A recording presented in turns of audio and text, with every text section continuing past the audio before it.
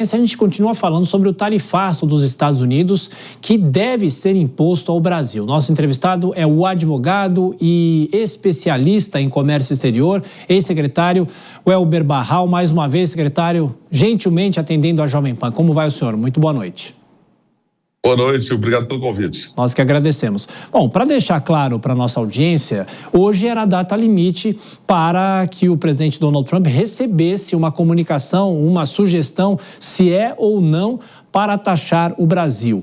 Essa informação ainda não foi divulgada pela Casa Branca, estamos aqui todos na expectativa, mas pessoalmente já há um entendimento, pelo menos o governo brasileiro já acredita que isso vai acontecer. Agora, precisamos esperar as próximas horas. De que forma a diplomacia brasileira deve tratar isso e como o senhor espera que deva ser feito esse comunicado? Houve muitos rumores hoje com relação a essa medida. O que a gente sabe é que 9h30 do horário da Brasília vai haver um anúncio pelo USTR. Então, deve haver um anúncio ainda hoje à noite. E provavelmente vai sair no Diário Oficial, no Federal Register de amanhã, a publicação oficial com a recomendação para aplicação da tarifa contra o Brasil. O que se espera, ou que pelo menos o governo americano indicou, é que vai aplicar 25% contra exportações brasileiras com a longa lista de exceções. Então sabemos que produtos importantes para os Estados Unidos, como é o caso café, carne, suco de laranja, alimentos, minerais, não vão ser tarifados. Nós temos que ver o que não foi excetuado e que será afetado, que provavelmente serão produtos manufaturados. E aí alguns setores podem ser muito afetados, porque a tarifa contra o Brasil vai ser muito superior àquela aplicada contra países concorrentes. Denise Campos de Toledo. Secretário, boa noite. Eu queria saber se o senhor vê possibilidade de um aumento das isenções, porque quando foi anunciada a investigação e a possível taxação de 25%, vários produtos foram excluídos em relação aos que foram taxados no ano passado. O Brasil percebeu, os Estados Unidos perceberam que isso teria um custo para a população, mas tem alguns produtos que podem ter peso, por exemplo, ferro gusa, que não foi excluído, café solúvel, algumas coisas pontuais. Inclusive, nós tivemos grandes empresas nos Estados Unidos defendendo o Brasil contra essa tarifação. O senhor acha que pode haver exceções em relação a isso? Esperamos que sim, Denise, por várias razões. A primeira delas é porque alguns desses produtos realmente são parcela relevante das exportações brasileiras e algumas indústrias dependem muito das exportações. Segundo, porque nosso escritório apresentou vários argumentos e justamente em defesa desses setores. Café solúvel, que os Estados Unidos não produzem. O caso do ferro gusa, que é essencial para a indústria siderúrgica norte-americana. O caso de vários tipos de papel, que são importantes, inclusive, para embalagens nos Estados Unidos e não tem substitutos nos Estados Unidos. Então, nós esperamos que a lista seja aumentada para abranger esses produtos justamente que são relevantes para o consumidor americano. Houve uma indicação que alguns desses produtos poderiam indicar ou entrar na lista revisada. Esperamos que isso aconteça. Nessas tratativas do setor privado com os Estados Unidos, houve conversas direto com o Departamento de Comércio que levou adiante as investigações, ou era uma conversa indireta através de outros canais? Não, na realidade nós tivemos um grupo, nós temos um escritório em Washington e tivemos um grupo grande do nosso escritório em Washington também, e aí houve a audiência pública com o USTR, houve também outras reuniões com o Departamento de Estado, com o Departamento de Comércio, com o Departamento de Energia, com outros departamentos que poderiam influenciar a decisão do USTR, inclusive com o Departamento do Trabalho, por conta da outra investigação. Tem uma outra investigação 301 relacionada ao trabalho forçado que também afeta o Brasil. Então, houve várias reuniões do setor privado com o setor americano, inclusive juntamente com importadores americanos, mostrando o impacto negativo que isso poderia ter para várias cadeias produtivas, inclusive nos Estados Unidos, para que se pudesse justamente excluir esses produtos. Claro, o pedido inicial é da não aplicação da medida contra o Brasil, mas nós acreditamos que, pelo relatório preliminar que foi apresentado, e pelo fato de os Estados Unidos não chegarem a um acordo com o Brasil sobre o que de fato queriam em alguma concessão, porque os Estados Unidos têm um superávit já muito grande com o Brasil, é provável que essa medida seja aplicada. Doutor Barral, agora vou chamar a Dora Kramer para fazer a próxima pergunta. Dora. Boa noite. O governo voltou, diante dessa nova ofensiva, voltou a falar na tal da aplicação da lei de reciprocidade. Queria saber a sua opinião. Já vi alguns diplomatas sendo absolutamente contra, argumentando que nós, Brasil, não teríamos bala para aguentar uma tréplica. Queria saber a sua opinião. Claro que é importante ter essa ferramenta como um instrumento de, digamos assim, coerção. Mas o senhor acha que ela deve ser usada, que realmente o governo está falando sério quando acena com essa possibilidade? Dora, a pergunta é muito interessante pelo seguinte, os Estados Unidos já têm um superávit muito grande no setor de bens, ou seja, na exportação de bens para os Estados Unidos.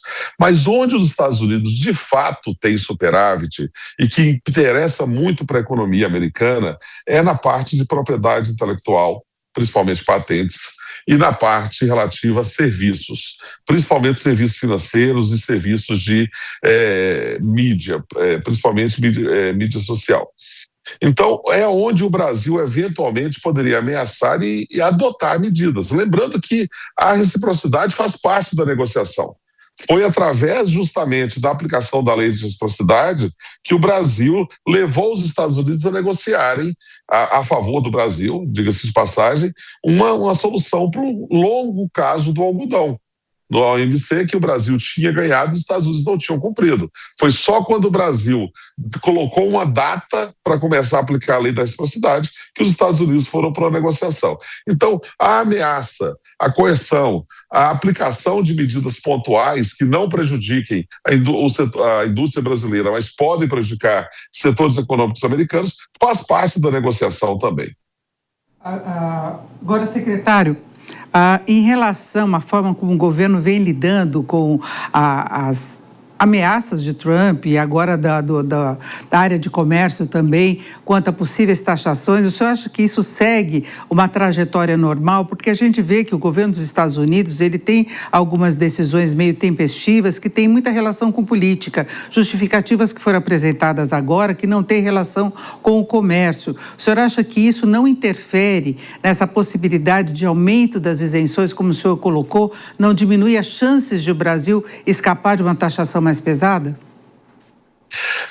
Denise, veja, em primeiro lugar, as decisões erráticas da política comercial americana não são só contra o Brasil, né? Desde o ano passado, se nós pegarmos, por exemplo, México e Canadá, que foram muito mais afetados pela dependência do mercado americano, houve várias ameaças, medidas foram aplicadas, medidas foram tiradas. Agora mesmo, o Trump não renovou indefinidamente o USMCA, que é o antigo NAFTA entre os países. Então, há várias situações de idas e vindas da política comercial norte-americana têm acontecido com o mundo inteiro, não só com o Brasil. A investigação 301 sobre trabalho forçado afeta praticamente todas as importações dos Estados Unidos, contra 60 países relevantes. Então, nós devemos lembrar que não é uma situação particular do Brasil no primeiro lugar. Em segundo lugar, essa investigação já começou há um ano, envolvendo temas muito abrangentes. Vai desde PIX até questões de falsificação de marcas, até questão de desmatamento, até questões de etanol. Então, houve uma abordagem simplória demais, abrangente demais em reclamações americanas, que às vezes são muito antigas, como o Brasil também tem reclamações de acesso ao mercado norte-americano. Nós sabemos que o governo brasileiro tentou negociar nos últimos meses, houve várias reuniões, inclusive ontem, e o Brasil tentou mostrar, inclusive, o prejuízo que poderia causar para a própria indústria norte-americana. Então, a decisão final, o risco que tem essa decisão final do USTR é justamente o pouco tempo para se tomar decisões em temas muito complexos, que podem muitas vezes prejudicar setores da própria indústria americana que, por enquanto, eles não estão vendo. Doutor, quando o governo fala que não tem nenhuma possibilidade de negociar PIX e etanol, por exemplo, isso dificulta a negociação, o diálogo com os Estados Unidos de que forma? Veja, toda negociação comercial, ela obviamente abrange interesses dos dois lados. E toda negociação comercial envolve simplesmente concessões ou demandas que muitas vezes têm graus de legitimidade ou graus de possibilidade de concessão. Algumas demandas americanas, com relação ao PIX, por exemplo, é praticamente negociável como uma reação da própria sociedade brasileira. Tem muito orgulho do PIX. Outras questões, como minerais críticos, por exemplo, é uma legislação que ainda nem foi votada pelo Senado brasileiro. O Executivo não poderia decidir. Questões relativas a redes sociais, tem decisões do Supremo com relação a isso. Também não há amplitude para o Executivo negociar tudo isso. Então, um pouco do que eu vi de algumas propostas americanas é de desconhecer, inclusive, essa estrutura democrática do Brasil, em que há limitações para o que pode ser negociado. E nisso aí você tem razão, alguns temas acabam sendo politizados. Denise? E nessa questão da politização, nós temos também a questão das redes sociais, tem as decisões do judiciário, porque tem sido muito criticado também, e é um dos alvos. Nessa taxação mais geral, tem a questão do trabalho forçado, desmatamento. Então, é como se os Estados Unidos estivessem observando questões aqui no Brasil que desagradam a gestão Trump e que usaria esse mecanismo comercial como uma estratégia para pressionar o Brasil. Eu queria saber se o senhor vê, em alguma medida, também dessa forma, e se, havendo agora a taxação, haveria ainda espaço posteriormente para alguma negociação. Denise, eu tenho acompanhado esse caso desde o início, em julho do ano passado, e, na verdade, essa investigação foi aberta logo depois que o governo americano anunciou aqueles 40% sobre o Brasil. Então, o USTR pegou várias reclamações diferentes que existiam lá contra o Brasil, juntou tudo numa investigação só e vem conduzindo isso ao longo do ano, inclusive com investigação sobre desmatamento, que todos nós sabemos que não é uma preocupação central do governo Trump. Então, essa investigação, desde o início, foi abrangente demais e colocou temas que teriam que ser analisados com muito mais cuidado, porque todos eles são bastante complexos. Isso no primeiro ponto. A outra questão que você comentou é essa. Claro que a negociação vai continuar. Há uma possibilidade, inclusive, que haja um prazo aí entre o anúncio da medida hoje e a cobrança efetiva dos novos direitos de importação, das tarifas de importação. Então, a negociação vai continuar, são dois parceiros importantes. Os Estados Unidos, na verdade, quando adotam medidas desse molde, fazem o Brasil procurar novos acordos comerciais, que é o que aconteceu com a União Europeia, com a EFTA no ano passado. Então, os Estados Unidos também têm interesse relevante no Brasil e vão continuar a negociação. Doutor, eu sei que o senhor tem um outro compromisso, mas a Dora Kramer está pedindo para fazer mais uma pergunta. Temos tempo ainda. Dora?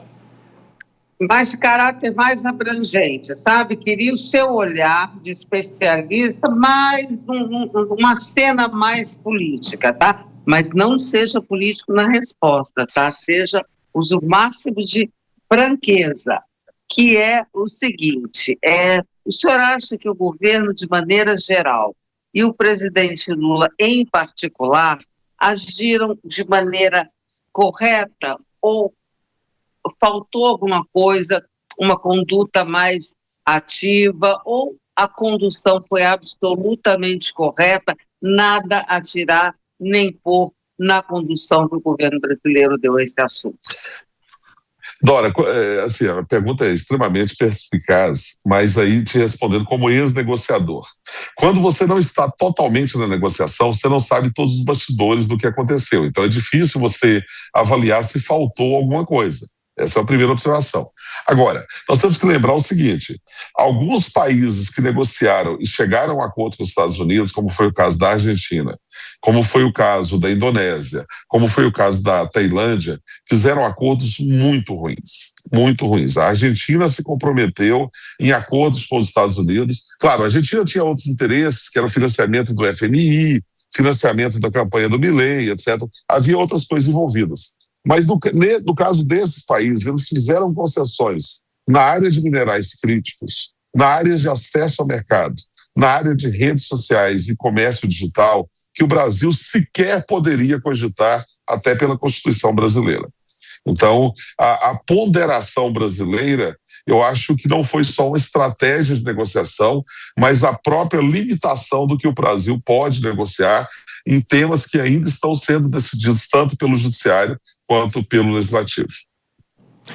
Bom, deixa eu chamar rapidinho a Denise aqui, mais uma informação, Denise, e também a pergunta para o Dr. Barral. Doutor Barral, eles já estão, eu pediria que o senhor continuasse com a gente, porque já começam a sair as primeiras informações sobre essa taxação, então nós vamos acompanhar toda essa divulgação. Há críticas que estão sendo feitas ao governo brasileiro nesse comunicado, inclusive eles vão fazer um comunicado oficial, estão embargando outras informações, porque eles querem postar no X, né, a informação. Então, é um tratamento diferenciado que se tem também em relação à divulgação da informação. O senhor acha que esse é um precedente aí, ou um indicativo desfavorável para o Brasil?